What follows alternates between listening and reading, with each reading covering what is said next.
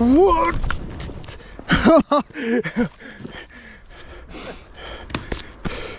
I hope I didn't break anything. Das Rad ist Gott sei Dank ganz geblieben und es wäre auch ganz schön doof gewesen, hätte ich es kaputt gemacht, denn das war das erste und einzige C-Duro E-Epona mit dem Maxon RS Motor, das ich heute vorstellen möchte.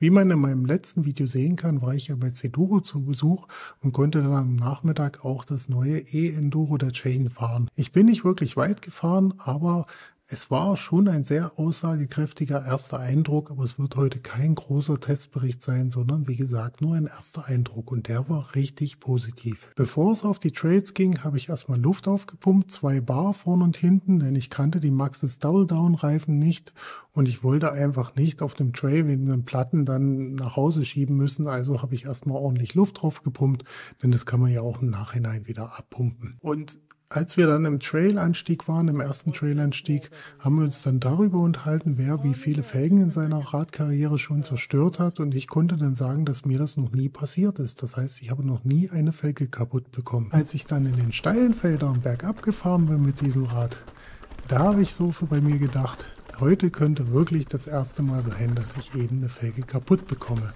Ich bin dort durchgefahren, richtig schnell für meine Verhältnisse und auch für ein neues Rad und unbekannte Trails. Und es hat zweimal wirklich richtig gekracht hinten, dass ich dachte, so, jetzt kannst du nach Hause schieben, weil du das erste Mal in deinem Leben eine Felge kaputt gemacht hast.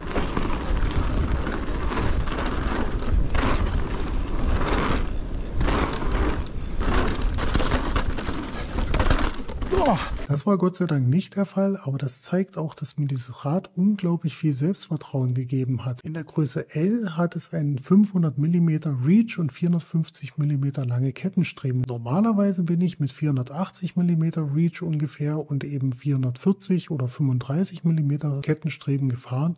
Und das Rad war deutlich länger als das, was ich bisher eben in meinem Mountainbike, in meiner Mountainbike-Karriere eben schon gefahren bin. Und das wird wahrscheinlich zu dieser Sicherheit beigetragen haben. Das bedeutet aber nicht, dass das Rad irgendwie behäbig war. Also gleich auf der ersten Straße zum Trail habe ich das Rad versucht und auch erfolgreich in den Manual gezogen und ich habe mir gedacht, Mensch, das geht richtig leicht. Das hätte ich bei dieser Größe des Rades gar nicht erwartet. Und auch auf dem Trail war es sehr, sehr agil, wendig, in den Kurven richtig schön reinzulenken und auch in der Luft sehr schön manövrierbar und es sprang sich auch richtig wunderbar. Also das war so ein richtiges Rad, so ein Wow, draufsetzen und sofort wohlfühlen. Also das hat mir richtig Spaß gemacht. Holy cow! It doesn't feel like an e-bike. Yeah, on the trail it's so lightweight. Yeah, I was actually complaining about it, reaching more than 25 kilometers and I had to pedal. Yeah, but here you don't see the difference if stop or not. Yeah. It's like DQ. It's wow. Und ich fühlte mich bei der Abfahrt dann auch richtig sicher und habe, wie gesagt, eben auch zweimal die Felge gehört. Und ich habe dann später ein bisschen die Geschwindigkeit rausgenommen. Ich wollte dem Wojciech da eben dranbleiben, einem EDR-Fahrer, ne, und auch dem amtierenden Enduro-Meister in Tschechien. Das schafft man natürlich nicht als Amateurfahrer wie ich. Bit slower. Okay. So.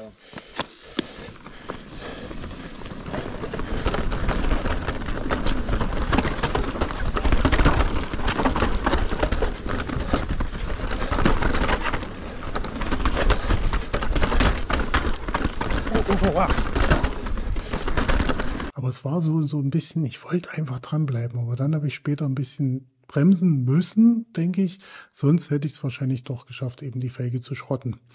Trotzdem war ich recht zügig unterwegs und ich glaube auch ein, zweiter Punkt, der mir eben dieses Wohlbefinden beschert hat, war der Motor. Nicht der Motor als solches, aber das Gewicht des Motors, der wiegt 2 Kilo. Wir sprechen hier von einem Full Power E-Bike, was in dem Setup, wie man es eben im Video sehen kann, unter 19 Kilo hat und das mit Pedale in Rahmengröße L.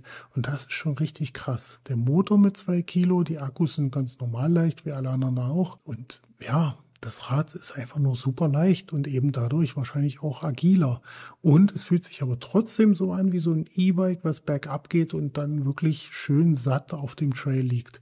Es war sogar so, dass ich dort mit Flat Pedals gefahren bin und das fahre ich ja normalerweise nicht. Ich habe irgendwann mal auf Klickpedale gewechselt, weil ich so das Gefühl hatte, ich würde von Flat Pedals immer so irgendwie runtergerüttelt werden und hatte da keinen so einen sicheren Stand. Das war bei dem Rad überhaupt nicht der Fall. Ich bin da durch die Steinfelder gefahren und es war einfach, das hat es einfach weggebuttert. Also das war richtig schön. Man muss natürlich auch dazu sagen, dass ich den Prototypen gefahren bin. Hier war ein 350 Wattstunden Akku verbaut und der Motor hatte keine 90 Newtonmeter Maximalleistung, sondern eben nur in Anführungsstrichen 80. Aber die Serienversion wird dann 400er bzw. 600er Akkus haben und der Motor wird dann seine volle 90 Newtonmeter erreichen. Das ist nicht ein Avinox mit 100, 110. Ich weiß gar nicht, wie viel der hat, aber mir reicht das vollkommen aus. Mir hatten auch die 80 Newtonmeter vollkommen ausgereicht. Und die Reichweite war richtig gut. Ich bin teilweise im Turbo-Modus gefahren, hauptsächlich im Trail-Modus und habe da so ein bisschen rumgespielt. Eco-Modus ganz selten, einmal im Berganstieg, um zu gucken, wie das so geht. Und ich bin mit dem 350er Akku 17 Kilometer weit gekommen, nicht wirklich weit, 640 Höhenmeter, das ist schon ordentlich, oder 614.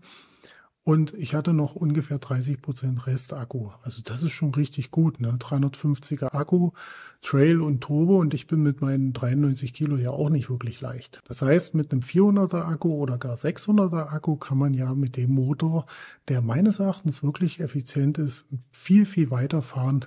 Und dann ist es auch zu verschmerzen, dass eben der Akku nicht wechselbar ist. Das heißt, man muss sich entscheiden, nehme ich den 400er oder eben den 600er. Und ich stand jetzt für mich, würde den 600er klar wählen, was das Rad dann wahrscheinlich 1 Kilo schwerer macht. Aber man ist dann immer noch, wenn es wirklich gut läuft und man ordentliche Komponenten nimmt, unter 20 Kilo für einen Full-Power E-Bike. Und das ist schon richtig gut. Bezüglich des Federwegs kann ich gar nicht sagen, welche Gabel da vorne verbaut war. Also ich weiß, das war die Intent Carbon Gabel. Ich glaube, die heißt Carbonite. Die hatte, glaube ich, 160 mm Federweg. 150 bis 170 sollen mit dem Rad gehen. Hinten war der Intent Hover mit 150 mm Federweg und ich glaube, man kann das Rad auch mit 145 mm Federweg fahren oder konfigurieren. Das ist nicht ganz Enduro, wenn man das so heutzutage sieht, aber vollkommen ausreichend. Und bei dem, was das Rad mir in Sicherheit gegeben hat, würde ich damit alles fahren, was ich hier fahre und wahrscheinlich auch noch viel, viel mehr. Und jetzt habe ich natürlich auch viel über die Bergab-Performance gesprochen und die ist auch richtig, richtig geil. Ihr seht, ich bin total begeistert von dem Rad. Und es ist auch super, super leise. Also bergab. Man hört von dem Motor einfach nichts. Der klappert nichts. Das Rad klappert überhaupt nicht. Hier und da war, glaube ich, mal ein Bremskabel, was ein bisschen gerüttelt hat. Aber so wie ich mich kenne, ich bin ja da sehr pedantisch unterwegs. Ich würde dieses Klappern finden und dann ist es weg. Und dann hast du ein komplett leises Rad, wo du wirklich nur noch die Reifen hörst.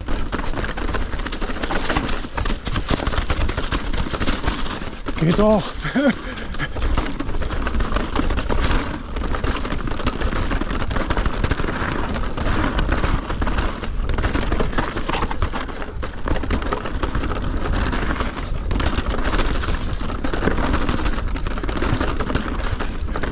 Bergauf ist es auch super, super leise. Ich bin ja bei der Eurobike den TQ60 gefahren und den hat man ja im Turbo-Modus fast gar nicht gehört. Und das ist bei dem Maxon-Motor auch so. Man hört ihn zwar, aber wirklich sehr, sehr dezent. Selbst im Turbo-Modus und auch wenn man hohe Frequenzen tritt, ist er doch deutlich leiser als viele andere Motoren, die ich bisher gefahren bin. Wir haben letztes Mal probiert und geht besser als mein Apple 8. Okay. Oh.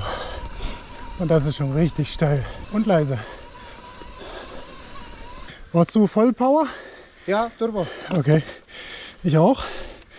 Und ich und ich glaube, dieses Fahrrad hat, das ist noch nicht Serie, das hat nur 80.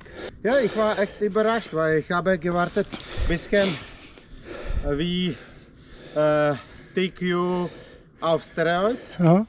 Aber was ich fühle, das ist ganz normales Full Power Motor. Ja. Aber mit Gewicht vom Leichter. Ich bin kein E-Bike-Profi, aber ich bin schon einige Motoren gefahren und das, worauf ich wirklich achte, ist eben die Lautstärke der Räder. Und da ist der Maxon mit dem C-Duro-Rad zusammen wirklich leise. Die Power 80 Newtonmeter haben mir vollkommen ausgereicht, 90 Newtonmeter, wie gesagt, in der Serie. Also da habe ich überhaupt keine Probleme mit. Ja, und das war es eigentlich schon für mein Kurzfazit des Rades. Hervorzuheben, wie gesagt, die Lautstärke des Rades super leise, das Gewicht auf jeden Fall und eben diese Sicherheit, die mir das gegeben hat. Also ich habe mich lange nicht so sicher auf einem Rad gefühlt und schon gar nicht auf einem Rad, was ich das erste Mal gefahren bin.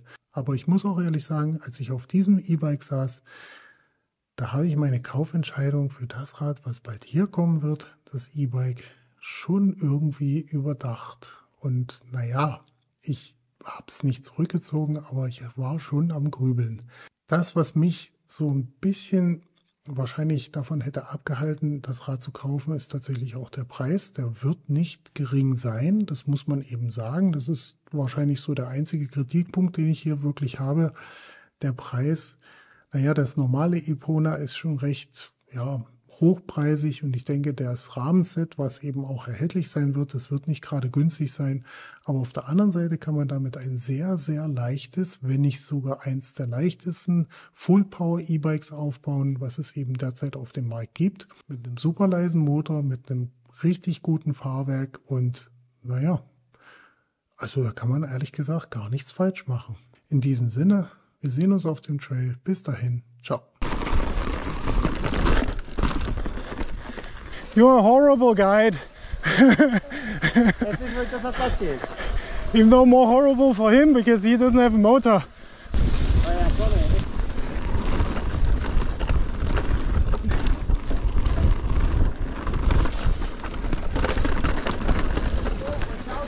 Whoa.